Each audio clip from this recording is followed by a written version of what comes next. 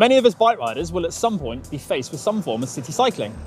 Some of us less often, but the chances are, if you ride a bike, you will at some point find yourself negotiating a big town or city on two wheels. Yeah, but I think it's more than that, isn't it? I think you should actively seek out riding in a city. It's a great way of getting around, or just a fantastic way of exploring and seeing the sights.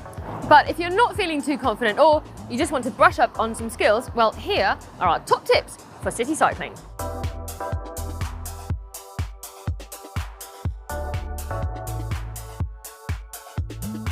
Planning your route, or at least working out what you want to include on your city ride, is a great place to start your journey. If you want to get to work as quickly and safely as you can, you'll want to avoid crossings and junctions too often, as these will slow you down. A great way to do this would be to follow the bike paths, as these are designed to cross roads and other forms of transport as little as possible. On the other hand, if you're feeling a bit more adventurous, you could branch out, maybe do an extra loop, go the less direct way and explore parts of the city you haven't seen before. Either way, planning what it is you would like to do, how long you expect it to take you, and roughly where you would like to go will increase your enjoyment, as this will avoid any nasty surprises along the way. Above all else, staying alert and staying safe will do more to ensure your enjoyment when riding in the city than anything else. That doesn't mean your ride has to become a boring risk assessment exercise. It just means keeping your eyes open and scanning for any hazards around you.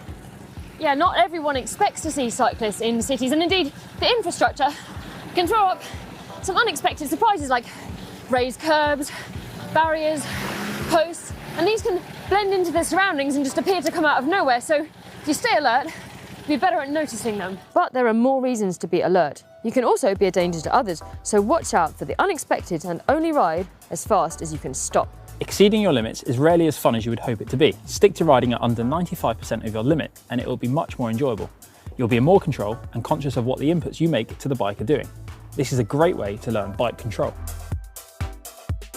City cycling is fairly low risk when done correctly, but there are a couple of things that we can do to make it even safer.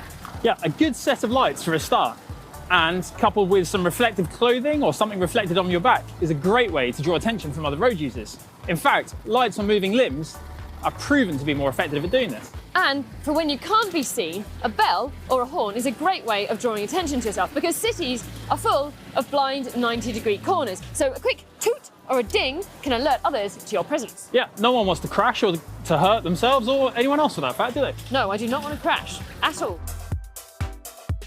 And why not add a little fun into your ride?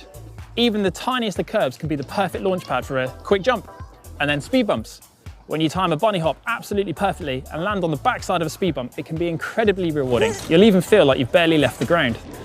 You could also use speed and distance judgment as an exercise in timing. For example, if you want to try and get through every traffic light without stopping, well, if you judge it just right, you might be able to. Yeah, or how about practicing your slow speed or no speed maneuvers? So learn to track stand, where you balance motionless without touching the ground. Get good at that and you can ride around cities without ever touching the floor. Now, you'd hope that this next one would go without saying, but you do see it from time to time. Some cyclists not obeying the rules, running red lights, or maybe just riding where they shouldn't. Now, we can sympathise with why some people think that might be okay, but we disagree. Please don't be one of those riders. You've got a responsibility to other road users, and particularly your fellow cyclists. Not to mention there could be considerable consequences for if you don't follow the rules. So please use your common sense and obey the law. It's not all doom and gloom though. For me, city cycling is still all about one thing. Yep, above all else, enjoy your ride. Going by bike is a fantastic way to explore the city, and a bicycle can take you further, faster, and to places that are otherwise inaccessible by other means of transport. Yeah, going by bike is also a great way of adding some extra fitness into your cross-city journeys. You can cruise along gently, a bit like we are now, or you could race the traffic light Grand Prix. Ready? 3, 2, 1. Hopefully you have found these city cycling tips useful. Please, if there's anything else you want to add, just stick it in the comment section down below. Give us a big thumbs up. Don't forget to subscribe to the channel, and if you would like to see proof that cycling is the best way to see a city, well, click down here.